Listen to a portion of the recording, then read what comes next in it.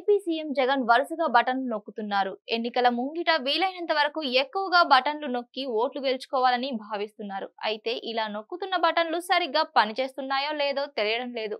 అందుకే నెలల తరబడి లబ్ధిదారుల ఖాతాల్లో నగదు జమ కావడం లేదు. దీంతో ప్రజల్లో ఒక రకమైన గందరగోళం నెలకొంది.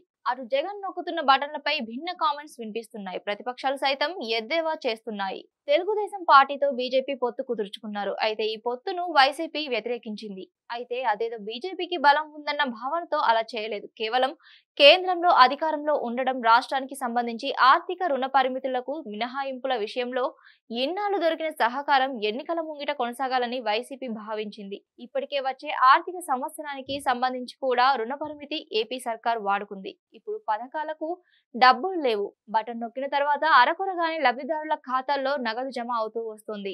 అయితే అప్పుడెప్పుడో 3 నెలల కిందట నొక్కిన బటన్ కు సైతం ఇంతవరకు నగదు జమ కాలేదన్న విమర్శలు ఉన్నాయి. చేయూత పథకానికి సంబంధించి అనకాపల్లిలో బటన్ నొక్కి వారం రోజులు అవుతుంది. కానీ ఇంతవరకు ఒక్క లబ్ధిదారు ఖాతాల్లో కూడా డబ్బు జమ కాలేదు. కానీ ఊరు వాడా చేయూత సమావేశాలు పెట్టి డబ్బులు వేస్తున్నామని చెప్తున్నారు. ఇప్పుడు ఈ బీసీలకు సంబంధించి నగదు అందించేందుకు బటన్ నొక్కనున్నారు జగన్. పోనీ వీరికైనా రోజుల వ్యవధిలో ఖాతాల్లో జమ అవుతాయా అంటే అది కూడా డౌటే. చేయూత పథకానికి 5,000 కోట్ల రూపాయల డబ్బులు కావాలి. మరోవైపు చూస్తే ఖజానాలో డబ్బులు ఖాళీ అయ్యాయి. చేసిన అప్పులు కూడా అస్మదీయులకు చెల్లింపులు జరిగిపోయాయి. ఆర్బీఐ కొత్త అప్పులు ఇవ్వడం లేదు. కనీసం ఆర్థిక శాఖ బడ్జెట్ రిలీజ్ ఆర్డర్ ఇవ్వడం లేదు. ఈ పథకానికి సైతం ఇవ్వడం లేదు.